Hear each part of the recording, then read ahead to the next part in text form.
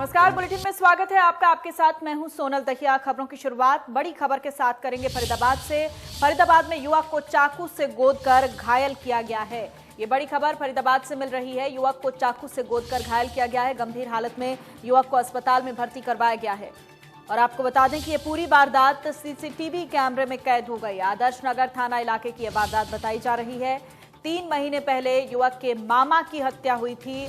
आरोपी गवाही नहीं देने का दबाव बना रहे थे। पीड़ित परिवार का यह कहना है। पुलिस ने शक के आधार पर कई लोगों को हिरासत में लिया है। तो ये बड़ी खबर आपको दे रहे हैं। फरीदाबाद में युवक को चाकू से गोदकर घायल किया गया है। गंभीर हालत में युवक को अस्पताल में भर्ती करवाया गया है। आपको बता दें कि पूरी वारदात सीसीटीवी कैमरे में कैद हो गई है। आरोपी गवाही नहीं देने का दबाव बना रहे थे। पीड़ित परिवार का यह कहना है कि आरोपी गवाही नहीं देने के लिए दबाव बना रहे थे। पुलिस ने शक के आधार पर कई लोगों को हिरासत में ले लिया है। सीसीटीवी में ये पूरी वारदात कैद हो गई है। ये बड़ी जानकारी आपको दे रहे हैं फरीदाबाद से, जहां ये देखिए, ये सीसीटीवी फुटेज पूरी घटना का सामने आया है।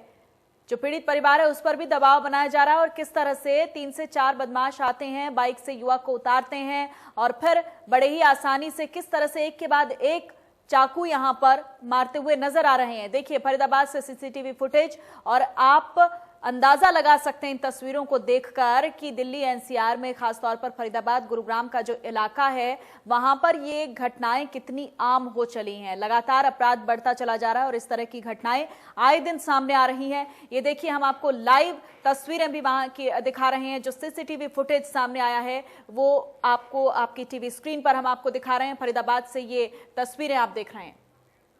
सुधीर शर्मा हमारे संवाददाता ज्यादा जानकारी दे रहे हैं। सुधीर, हालांकि दिल्ली एनसीआर में पिछले दिनों से हम लगातार देख रहे हैं कि इस तरह की वारदातें बहुत ज्यादा बढ़ रही हैं। अब ये जो मामला सामने आया, इसमें क्या अपडेट है, क्या कार्रवाई चल रही है? जी सोनल, देखिए, जिस तरीके से सीसीटीवी में साफ दर्शक देख रहे हैं कि किस तरीके से एक बाइक पर आ रहे एक युवक को 4 युवकों ने, जो कि दूसरी बाइक पर अपोजिट साइड से आ रहे थे, रोकने के बाद ताबड़तोड़ उस पर चाकू से हमला कर दिया, जिससे वो गंभीर रूप से घायल हो गया। और कोई भी जो लोग देख रहे थे, कोई भी इनके नजदीक नहीं आया। लेकिन जब वो पूरी तरीके से उसको मारपीट चुके थे, चाकू मार चुके थे, उसके बाद उन्होंने उनकी बाइक तोड़ने की भी कोशिश की और बड़े इत्मीनान से, आराम से घटनास्थल से वो जाते हुए दिखाई दे रहे हैं। तो कुल मिलाकर ये बात है कि इस वक्त जो घायल है उसकी स्थिति नाजुक है और उसे बल्लभगढ़ से आगे रेफर कर दिया गया है। बल्लभगढ़ के सिविल अस्पताल से रेफर कर दिया जा चुका है कल रात को। और अब परिजनों का आरोप है कि ये क्योंकि 3 महीने पहले इस घायल युवक के मामा की चाकू से गोदकर इसी इलाके में हत्या की गई थी, जिसमें गवाही की बात को लेकर जो है दूसरा पक्ष नाराज था कि अगर इन्होंने गवाही दी तो वो फंस सकते हैं। इसी को लेकर वो बताया जा रहा है कि धमकाया जा रहा था। लेकिन जब वो नहीं माने तो आज फिर इस युवक के ऊपर चाकू से हमला कर दिया। इस तरीके से साफ बात है कि लोगों को, बदमाशों को सीसीटीवी का भी खौफ नहीं है, क्योंकि आजकल हर जगह पर, हर दुकान चौराहे पर फरीदाबाद के अंदर सीसीटीवी इंस्टॉल है। उसके बावजूद बदमाशों के हौसले बुलंद हैं। बिल्कुल सुधीर, यही एक बड़ा सवाल है। और देखिए, पीड़ित परिवार पर भी दबाव बनाया जा रहा है। क्या, किस तरह से धमकी उनको मिल रही है फोन के जरिए? क्या कुछ पीड़ित परिवार का कहना है इस पूरे मसले पर? अभी जो बात सामने आई है, पुलिस ने जबकि शक की बिना पर कुछ गिरफ्तारियां की हैं, लेकिन अभी उसकी पुख्ता जानकारी पुलिस ने अभी शेयर नहीं की है मीडिया के साथ। लेकिन इतना जरूर पता चला कि परिवार को सोनू खान, जो इस युवक का मामा था, 3 महीने पहले चाकुओं से गोदकर उसकी हत्या कर दी गई थी। और उसी केस के सिलसिले में इनकी जुबान बंद करने के लिए ये वारदात को अंजाम दिया गया है। ठीक है सुधीर, बहुत शुक्रिया आपका इस तमाम जानकारी के लिए। फरीदाबाद से ये सीसीटीवी फुटेज आप देख रहे हैं, जहां पर चाकूबाजी की वारदात को अंजाम दिया गया है। गंभीर हालत में युवक को अस्पताल में भर्ती करवाया गया है। और वहीं पानीपत के सेक्टर 25 स्थित मित्तल मॉल में स्पा सेंटर की आड़ में चल रहे जिस्म फरोशी के धंधे का पुलिस ने पर्दाफाश किया है। देर रात पुलिस की रेड में 12 से ज्यादा लड़कियों को पुलिस ने मौके से पकड़ा। वहीं कई आपत्तिजनक चीजों को भी बरामद किया गया है। दरअसल पुलिस को सूचना मिली थी कि स्पा की आड़ में यहां देह व्यापार का धंधा चल रहा है, जिसके बाद पुलिस ने स्पेशल टीम बनाई और स्पा सेंटर में छापा मार दिया। बता दें कि इससे पहले भी इस स्पा सेंटर पर कई बार छापे मारे गए हैं। फिलहाल सभी लड़कियों को पुलिस थाने ले जाया गया। उधर स्पा मालिक अड़ा हुआ है कि स्पा में किसी तरह का कोई गलत काम नहीं होता है। पुलिस मामले की जांच कर रही है और सभी से पूछताछ जारी है। यहाँ पर कुछ गलत काम होता है, उस आधार पर हमने रेड की। तो अभी आप देख रहे हैं रेड का लाइव ही देख रहे हैं क्या अभी चल रही है कार्रवाई। थोड़ा सा फाइनल आपको थोड़ी देर तक बता पाएंगे। एक बार नाम पते सारे कौन कौन लोग को मसाज पार्लर का मालिक भी गिरफ्तार हो गया? हाँ, मालिक ही बता रहा था, जो पकड़ा था उसमें जो काउंटर पर था मालिक ही बता रहा था। बाकी पूछताछ से ही पता लग पाएगा लगभग। तो स्पा सेंटर में ये धंधा यहां पर चल रहा था और हालांकि जो मालिक है स्पा का, उसका कहना है कि इस तरह का कोई भी गलत काम वहां पर नहीं हो रहा था। 12 से ज्यादा लड़कियों को हिरासत में लिया गया है। फिलहाल इस पूरे मामले पर जांच चल रही है। स्पा सेंटर की आड़ में सेक्स रैकेट का ये पर्दाफाश पानीपत में हुआ है।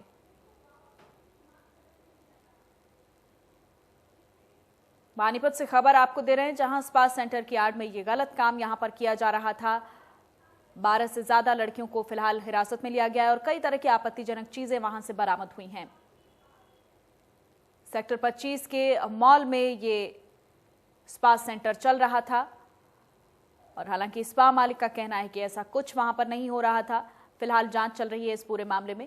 देखना होगा कि कौन कौन लोग इसमें शामिल हैं और कब से ये गोरख धंधा यहां पर चल रहा था।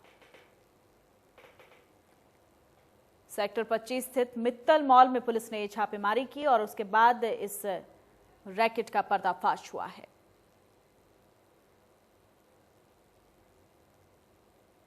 आपको बड़ी खबर दे रहे हैं पानीपत से अनिल कुमार, हमारे संवाददाता ज्यादा जानकारी दे रहे हैं। अनिल, अभी क्या अपडेट है इस खबर में? देखिए सोनल, मैं आपको बताना चाहूंगा, जिस तरह से पानीपत का मित्तल मेगा मॉल है और काफी भारी संख्या में लोग यहाँ पर जाते हैं और प्रशासन के जो लोग हैं वो भी यहाँ पर गश्त करते रहते हैं, लेकिन एक सपा सेंटर के नाम से यहाँ पर सेक्स रैकेट चलाया जा रहा था, जिसकी पुलिस को शिकायत मिली थी और पुलिस द्वारा बोगस कस्टमर भेजकर वहां पर रेड की गई है और जितने भी वहां पर करीब 2 दर्जन के करीब महिलाएं व जो उसका संचालक था उसको पुलिस द्वारा गिरफ्तार कर लिया गया है और पुलिस ने मामला भी दर्ज कर लिया है। जी अनिल, कब से ये सब चल रहा था? हालांकि स्पा का जो मालिक है ये कह रहा है कि यहाँ पर ऐसा कुछ नहीं होता था। कब से ये रैकेट यहाँ पर सक्रिय था? जी देखिए, मैं आपको बताना चाहूंगा, पिछले काफी लंबे समय से ये सपा सेंटर चल रहे हैं और इससे पहले भी 3 साल पहले यहाँ पर रेड हुई थी, लेकिन कार्रवाई के नाम पर कुछ नहीं हुआ, जिसके बाद इनको छोड़ दिया गया था और अब दोबारा फिर यही जो काम है वो वहां पे चल रहा था, जिसको पुलिस ने गुप्त सूचना के आधार पर छापेमारी करके उसको बंद कर दिया गया। बहुत शुक्रिया अनिल, तमाम जानकारी के लिए आपका। 12 से ज्यादा लड़कियों को यहां हिरासत में लिया गया है। स्पा सेंटर की आड़ में सेक्स रैकेट का पर्दाफाश हुआ है। जिस तरह से अनिल बता रहे थे कि काफी लंबे समय से ये स्पा सेंटर यहां पर चल रहा था।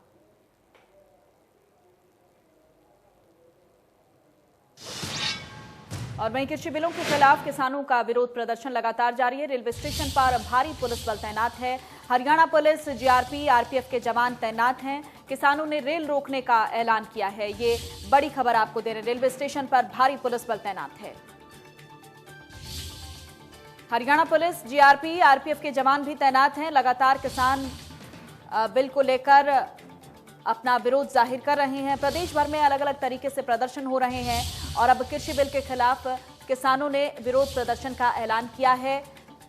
ये बड़ी खबर आपको दे रहे हैं और इसी के चलते प्रशासन भी सक्रिय यहां पर हो गया। रेलवे स्टेशन पर भारी पुलिस बल तैनात है। हरियाणा पुलिस, जीआरपी, आरपीएफ के जवान वहां पर तैनात किए गए हैं। किसानों ने रेल रोकने का ऐलान किया है और उसके बाद प्रशासन सक्रिय हुआ है। प्रशासन की जो तमाम टीमें हैं वो पहुंची हैं रेलवे स्टेशन पर। किसानों की तरफ से लगातार कहा जा रहा है कि वो किसी भी सूरत में झुकने वाले, रुकने वाले नहीं हैं। जब तक बिल को वापस नहीं लिया जाता है, उनका विरोध इसी तरीके से जारी रहेगा और अपने अपने तरीके से, अलग अलग तरीके से प्रदेश भर में, देश भर में हम देख रहे हैं कि लगातार किसानों का गुस्सा देखने को मिल रहा है। अब यहाँ किसानों ने रेल रोकने का ऐलान किया है, जिसके चलते रेलवे स्टेशन पर भारी संख्या में पुलिस बल को तैनात किया गया है ताकि सिचुएशन को काबू में किया जा सके। हालांकि गृह मंत्री पहले ही कह चुके हैं कि इस पूरे मामले पर अगर कोई भी कानून हाथ में लेगा तो उसके खिलाफ सख्त कार्रवाई की जाएगी। ऐसे में तमाम जो सरकार के नुमाइंदे हैं उनकी तरफ से समझाने की कोशिश भी किसानों को हो रही है। मुख्यमंत्री की तरफ से भी कहा जा रहा है कि विपक्ष इस पर राजनीति कर रहा है, किसान इस झांसे में ना आए, वो अपने विवेक का इस्तेमाल करें। लेकिन कहीं ना कहीं किसानों में भी कई तरह के मुद्दों को लेकर यहाँ टकराव देखने को मिल रहा है। एक किसानों का धड़ा है जो समर्थन में नजर आ रहा है, तो दूसरा धड़ा जो है वो इस बिल के पूरी तरीके से विपक्ष में नजर आ रहा है।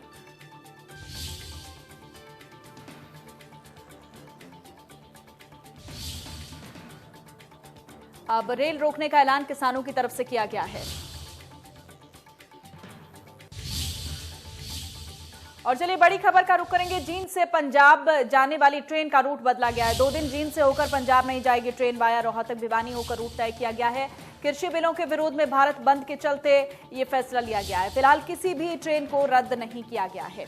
2 दिन जींद से होकर पंजाब नहीं जाएगी ट्रेन, ये बड़ी खबर अपने दर्शकों को दे रहे हैं। वाया रोहतक भिवानी रूट तय किया गया है। कृषि बिलों का विरोध देखिए लगातार चल रहा है और इसी के चलते भारत बंद का फैसला लिया गया है और फिलहाल किसी भी ट्रेन को रद्द नहीं किया गया है, लेकिन ट्रेन का जो रूट है वो डाइवर्ट किया गया है। ये बड़ी खबर अपने दर्शकों को दे रहे हैं। जींद से पंजाब जाने वाली ट्रेन का रूट बदला गया है। हरियाणा, पंजाब दोनों ही कृषि आधारित प्रदेश हैं और यहाँ पर सबसे ज्यादा विरोध जो है वो देखने को मिल रहा है और इसी के चलते वाया रोहतक भिवानी होकर ट्रेन का जो रूट है वो तय किया गया।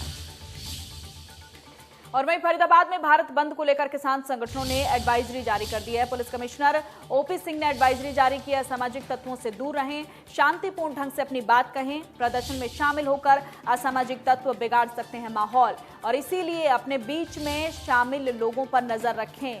असामाजिक तत्वों से निपटने के लिए पुलिस और रिजर्व बल तैयार है। एंटी राइट इक्विपमेंट समेत पुलिसकर्मी तैयार हैं। शहर में 700 कैमरों से चप्पे चप्पे पर नजर रखी जा रही है।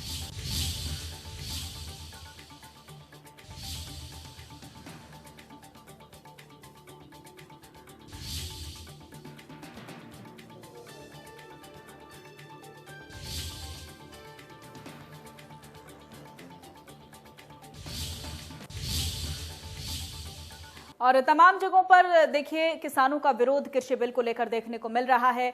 यमुनानगर में किस तरह की किसानों की तैयारी है, जायजा लिया है हमारे संवाददाता देवीदास शारदा ने। कृषि कानून को लेकर आज 31 संगठन हड़ताल पर है। उनका ये कहना है कि वो भारत बंद करेंगे, जिसको लेकर के किसी भी तरह की आवाजाही नहीं होगी, चाहे रेल हो चाहे रोड है। इसके लिए उन्होंने ड्यूटी भी लाए हैं। यमुनानगर की बात करते हैं तो यमुनानगर भी रेल रोकी जाएगी। हालांकि यमुनानगर केवल दिन में 2 ही गाड़ियां निकलती हैं। एक गाड़ी का टाइम 11:40 का और दूसरे का 4:40 है। बाकी जो 2 गाड़ी हैं वो रात को निकलती है। अब देखने वाली बात है कि यहाँ गाड़ी आती है या नहीं आती। हालांकि गुड्स ट्रेन भी जाती है।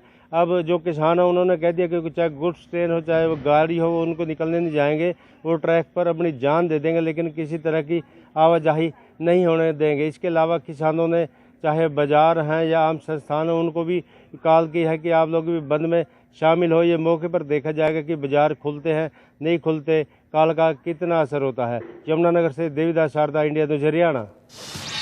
और वहीं सोनीपत में भी किसानों की तैयारी जोरों शोरों से चल रही है। जायजा लिया है हमारे संवाददाता सनी मलिक ने।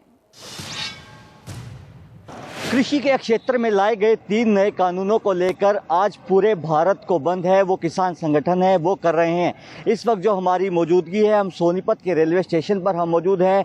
मैं अपने सहयोगी से एक बार कहूँगा कि जो तस्वीरें हैं वो रेलवे स्टेशन की दिखाएं। यहाँ पर जो पुलिस की तैनाती है वो कर दी गई है ताकि किसी भी तरह की अव्यवस्था है वो स्टेशन पर ना हो। हालांकि किसान है वो पंजाब के अंदर रेल है वो रोक रहे हैं और अपनी मांगों को मनवाने के लिए लगातार सड़कों पर हैं। मैं आपको एक तस्वीरें हैं वो भी दिखाना चाहूँगा। किसी भी तरह की जो सुरक्षा व्यवस्था है उसमें कोताही ना बरती जाए, इसके लिए एक फायर ब्रिगेड की जो गाड़ी है वो सोनीपत रेलवे स्टेशन पर तैनात कर दी गई है। उसके अलावा एक एम्बुलेंस है जो कि इमरजेंसी के लिए यहाँ पर लगाई गई है। उसकी दूसरी तरफ रेलवे स्टेशन का जो मेन एंट्री गेट है वहाँ पर जो पुलिस की तैनाती है, भारी संख्या में पुलिस बल है, जीआरपीएफ और आरपीएफ का, वो यहाँ पर तैनात कर दिया गया है।